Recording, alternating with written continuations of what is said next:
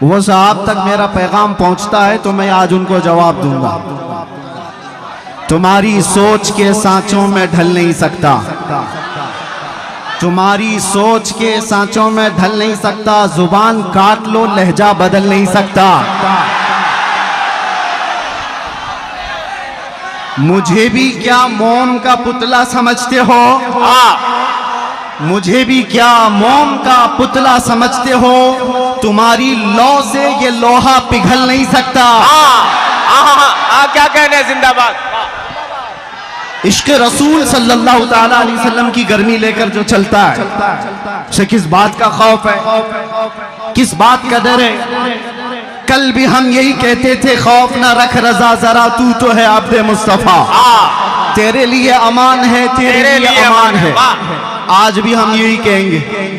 मैं नौजवानों को एक बात बताने के लिए आया हूं। ऐ अजीजों, मैदान में बैठकर नारे लगाना यह अलग बात है। मुस्तफ़ा करीम सल्लल्लाहु ताला अलैहि वसल्लम से इश्क का दावा करते हो तो ये इश्क बड़े इम्तिहान भी लेता है, ये मोहब्बत बड़े इम्तिहानात लेती है। अगर उन सारे इम्तिहानात के लिए तैयार हो तो लब्बैक का नारा लगाओ, वरना सारे नारे तुम्हारे सिर्फ दिखावे के हैं। तुम्हारा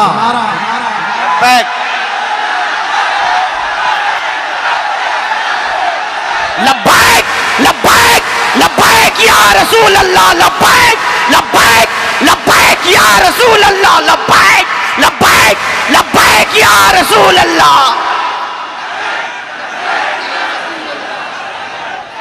तवज्जो, आपसे मैं बदगुमान भी नहीं, उड़ीसा वाले और खास तौर पर रावरकिला वाले। 2 घंटे के मेरे सफर में हमारे साथ रकीब खान साहब ने बहुत कुछ आपकी दास्तानें सुनाई। कई लोग अंदर जाते हैं आते हैं, अंदर जाते हैं आते हैं। बहरहाल यहाँ का माहौल है अगर, तभी मैंने समझा कि इतने दूर दराज उड़ीसा के लोग मुझे क्यों बुला रहे हैं। इसलिए कि बुज़दिल लोग जल्दी मुझे बुलाते भी नहीं।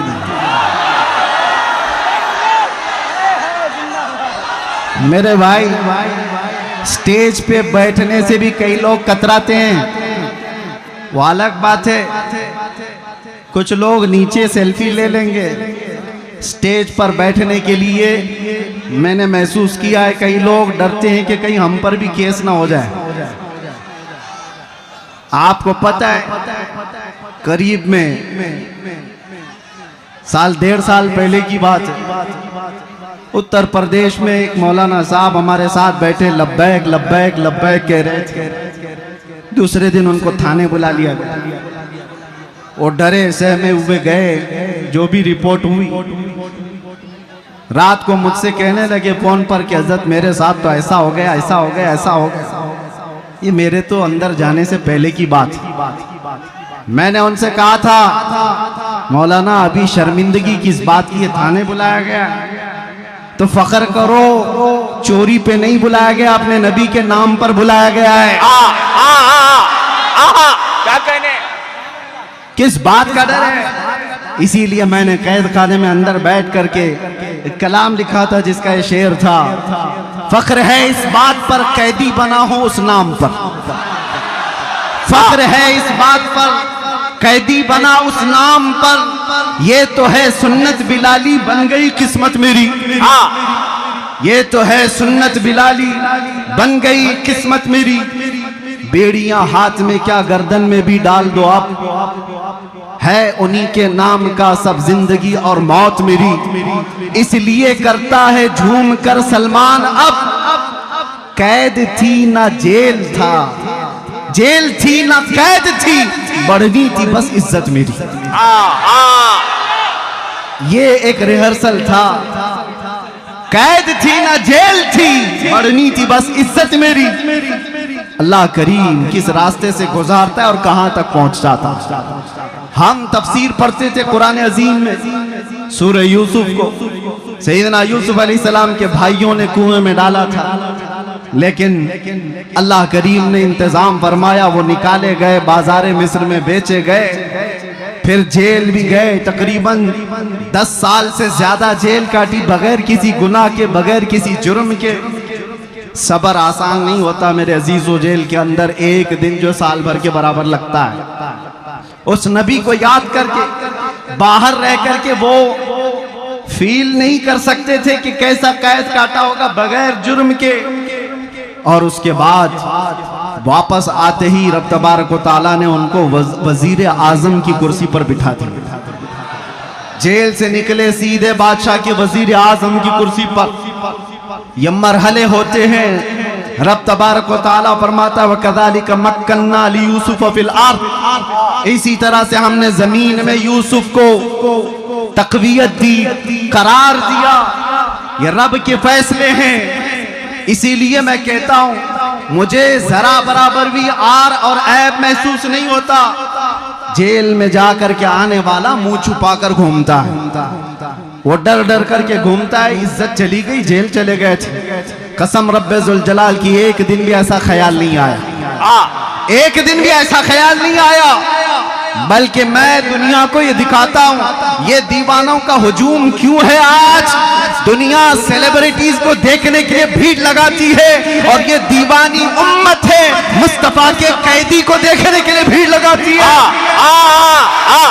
मिजाज कुछ और है, उम्मत का मिजाज कुछ और है।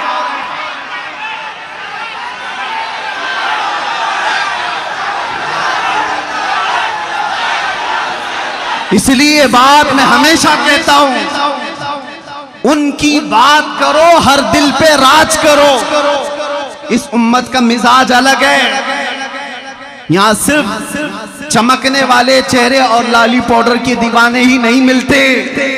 हो सकता है हमारे जवान थोड़े इंटरटेनमेंट के चक्कर में ग्लिमर की दुनिया के पीछे भाग जाते होंगे, लेकिन इनका दिल चीर करके देखो तो इस ग्लिमर को ये किसी न किसी दिन लात मारते हैं और फिर ये कहते हैं अपना सब कुछ गुंबद खजरा कल भी था और आज भी है। मेरे नबी से मेरा रिश्ता कल भी था और बस इस ईमान की बका मैं चाहता हूं मेरे अजीजों, तुम्हारे सीने में ये धड़कन बाकी रहे, ये इश्क मुस्तफा की लौ जलती रहे और तुम्हारी जिंदगी इसी तरह बरकरार रहेगी।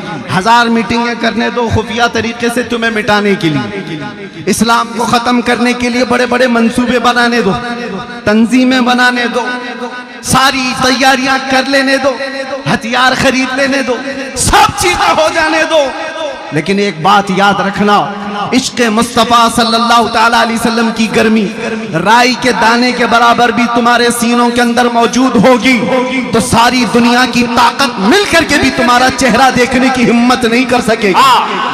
क्या कहने जिंदाबाद, ताब नहीं ला सकेगी। इसीलिए तो इकबाल ने कहा था टल न सकते थे जंग में अगर अड़ जाते थे, पांव शेरों के भी मैदान से उखड़ जाते थे, हक से सरकश हुआ कोई तो बिगड़ जाते थे। अरे तेग क्या चीज है, हम तोप से भी लड़ जाते थे। ये हमारे आबा व अजदाद का शिवरा है, हमारे बुजुर्गों की जो असलाफ का तरीक़ेकार रहा है वो आपके सामने रख रहा हूं। आपको मैं मेरी पूरी तकरीरें छानबीन करके निकाल लूं। वैसे तो आपसे ज्यादा तो गुजरात वालों ने निकाला है।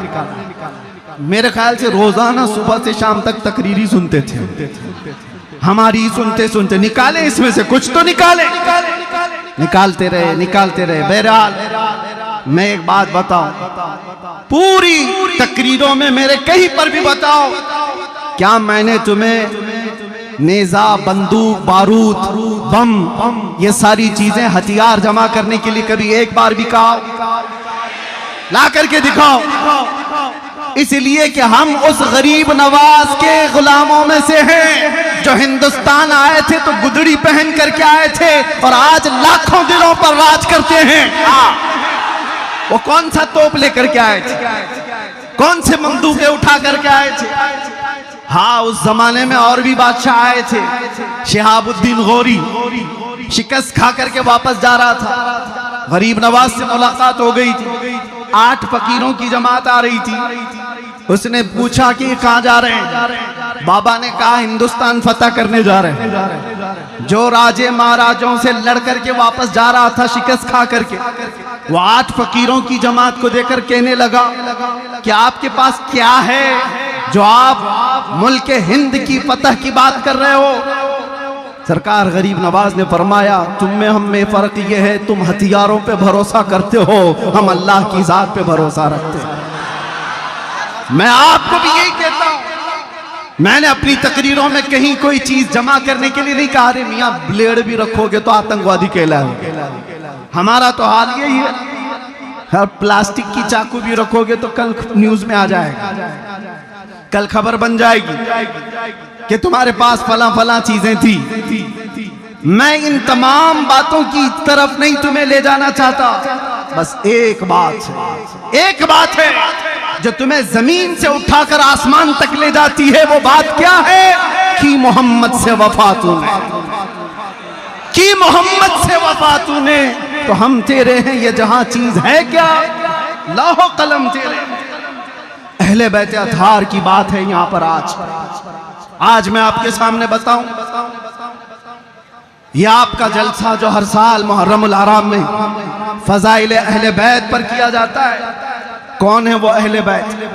हुजूर पाक सल्लल्लाहु ताला अलैहि वसल्लम का वो घराना जिनकी अजमत की आज हम कस्में उठाते हैं, जिनकी पाकी और बुजुर्गी की बातें आज हम करते हैं, लेकिन क्या कभी आपने ये देखा कि उनकी कुर्बानियां कितनी?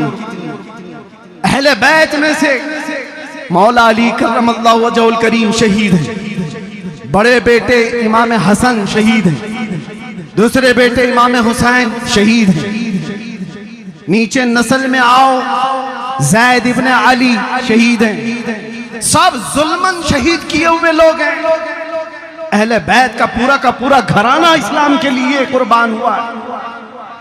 अहले बैत का तज़किरा करने से पहले होश और हवास के साथ आपसे मैं कहना चाहता हूं, दिल में अगर हिम्मत है, जिगर है तो ये सुनो और उनका नाम लो, वरना बुज़दिलों को ये ज़ेब नहीं देता करबला की दास्तान सुनना और सुनाना।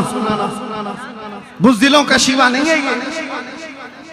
करबला रोने धोने और मातम करने के लिए नहीं सुनाए जाते, करबला इसलिए सुनाए जाते हैं कि बुझे हुए दिलों में ईमान ताजा हो जाए, 80 साल का बूढ़ा 25 साल का जवान लगने लगे, उसके अंदर जज्बा हो हक के साथ खड़े होने का और बातिल से डटकर मुकाबला करने का। यही अहले बैत अतहार का मैसेज है हर जमाने में। मेरे अजीजों, मैं चंद मिसालें आपको दूं।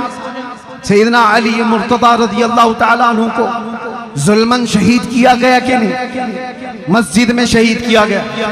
आपके बड़े बेटे सैयदना इमाम हसन मुज्तबा रज़ियल्लाहु ताला अन्हु किस बात पर? जहर देकर के शहीद किया गया है। एक बार नहीं 5 बार जहर दिया गया था। इमाम हसन की अंतड़ियां कट करके मुंह से बाहर आती थी। ये रसूलुल्लाह के नवासे की बात कर रहा हूं।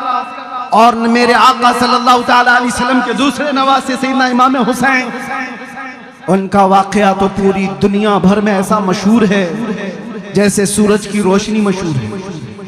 उम्मत मुस्लिमा क्या, दूसरे गैर मज़ाहिब वाले भी जानते हैं इमाम हुसैन की शहादत को। 22,000 का लश्कर 82 लोगों से कैसे लड़ रहा था, भूखा और प्यासा रख करके उनको तड़पाया जा रहा था। एक एक बच्चे को शहीद करके, अरे 6 महीने के बच्चों को भी नहीं छोड़ा गया। ये शहादत के वाकयात सुने हो कि नहीं सुने हो?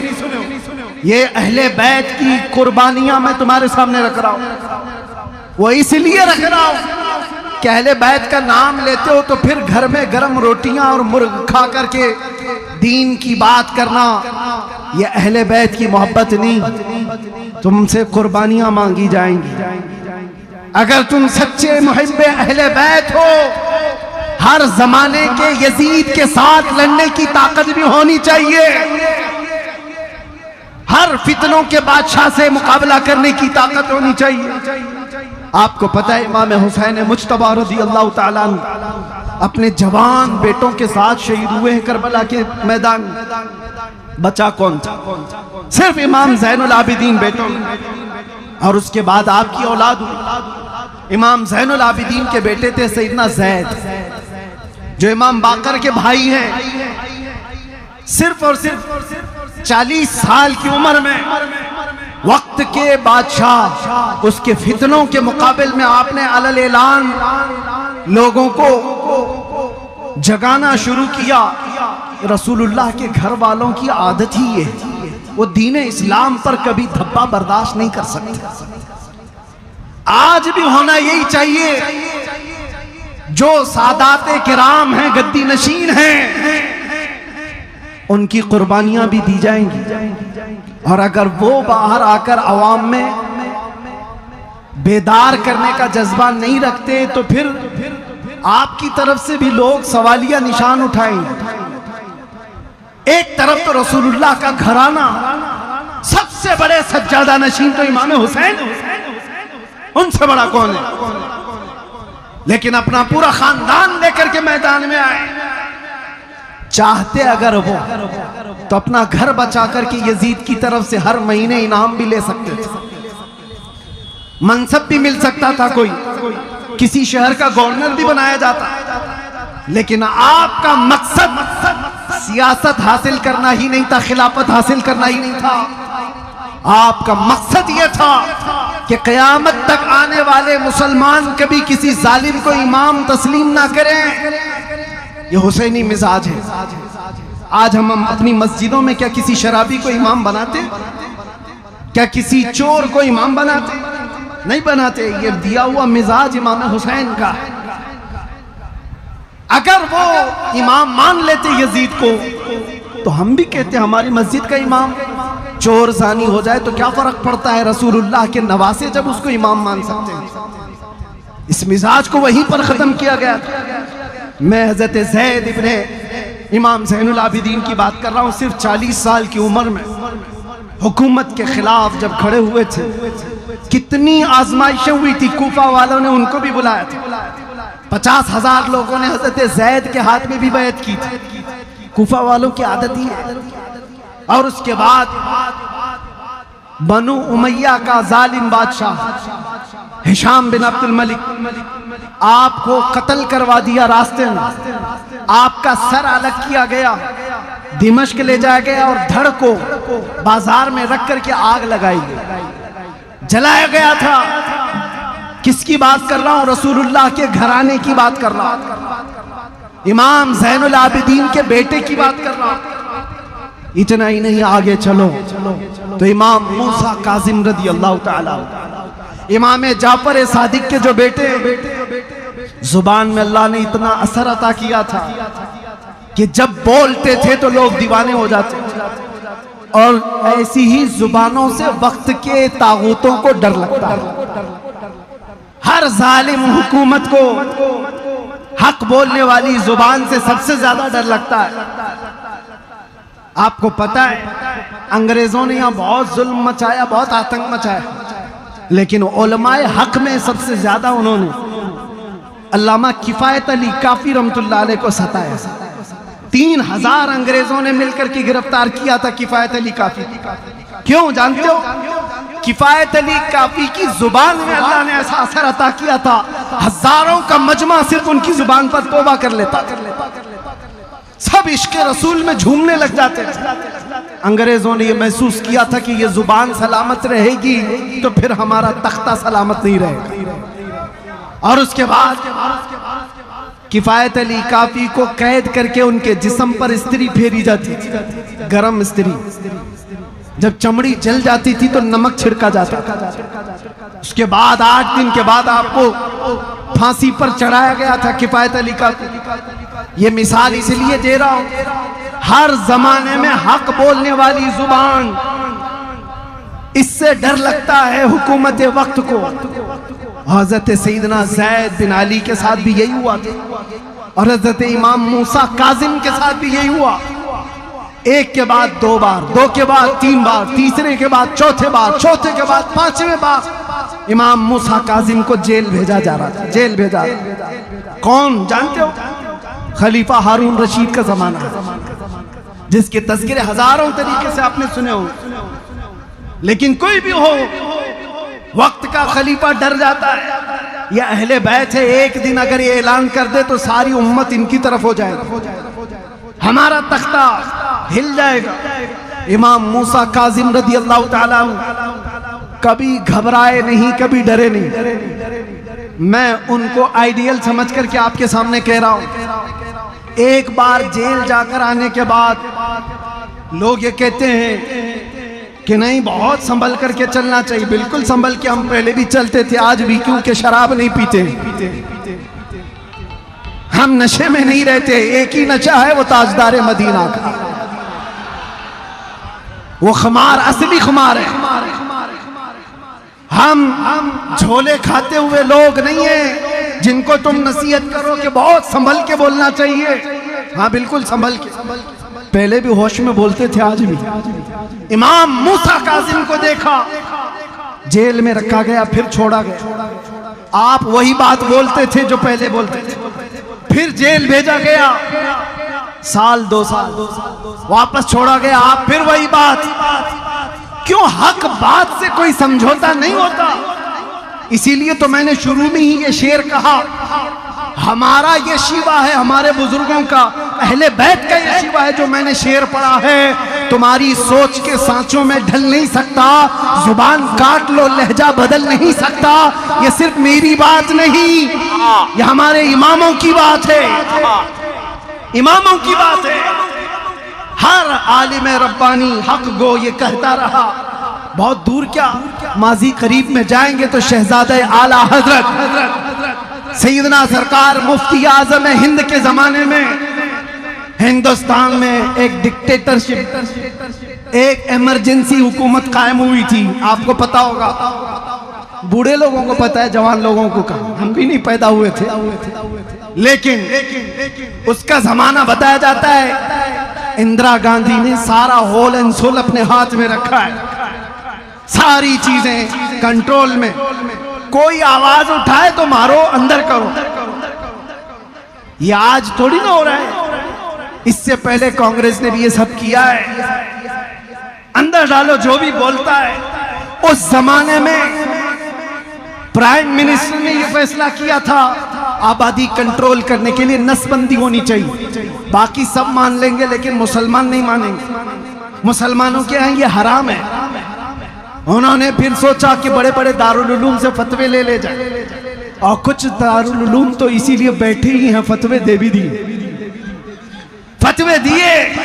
मोहतरमा जैसा बोलेंगी वैसा दारुल उलूम चलेगा, और वही मोहतरमा बरेली भी भेजती है। वक्त का कुतुब मुफ्ती आजम कलम हाथ में लिए बैठा है। सवाल है हुकूमत वक्त की तरफ से नसबंदी के सिलसिले में कि हुकूमत ने कंपलसरी कर दिया है, लाजिम कर दिया है। कुछ तो मसलहत का बीच का रास्ता निकाला जाए। मुफ्ती आजम हिंद ने कहा 1400 साल क्या 14,000 साल भी हो जाए, शरीयत मुस्तफा में एक बाल बराबर भी तब्दीली नहीं आ सकती। कल भी नसबंदी हराम थी, आज भी नसबंदी हराम है। जानते हो मुस्तफा रजा का ये फतवा मुफ्ती आजम का जब निकला था तो प्रेस तक जला दिया गया था बरेली का। जहां से ये फतवा छप करके आया था वो प्रेस जला दिया गया। जो फतवा चिपकाने के लिए दीवारों पर जाते थे उनको पकड़कर कैद किया गया। हालात बड़े बेकाबू थे। मुफ्ती आजम के पास कुछ मुरीदीन ने आकर के कहा था कि सरकार अब क्या होगा, हुकूमत बहुत सख्त एक्शन ले चुकी है। आपने फरमाया होश के नाखुन लो, शरीयत मुस्तफा की बात कर रहा हूं, फतवा नहीं बदलेगा, हुकूमत बदल जाएगी। हाँ,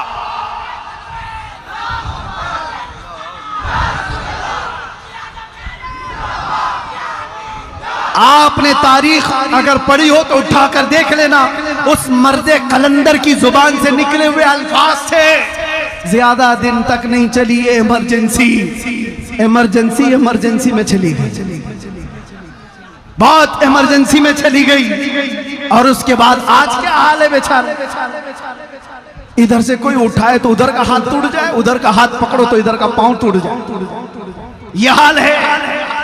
मैं आपसे कहता हूं एक बात हमेशा याद रखो, उस जमाने में भी मौलवी थे, मौलाना थे, बहुत सारे लोग थे जो उनकी हाँ में हाँ मिला करके मसलहतों की बात कर रहे थे। आज मुझे भी कहते हैं हालात बड़े नाजुक हैं, आप क्या बारूद के ढेर पर उम्मत को लाकर खड़ा करना चाहते हैं? जरा संभल के बोलिए। मैं उनसे कहता हूं याद रखना, बातिल के तलवे चाटने वालों की तारीख नहीं लिखी जाएगी, आंखों में आंखें मिलाकर बात करने वाले की तारीख क़यामत तक जिंदा रखी जाएगी।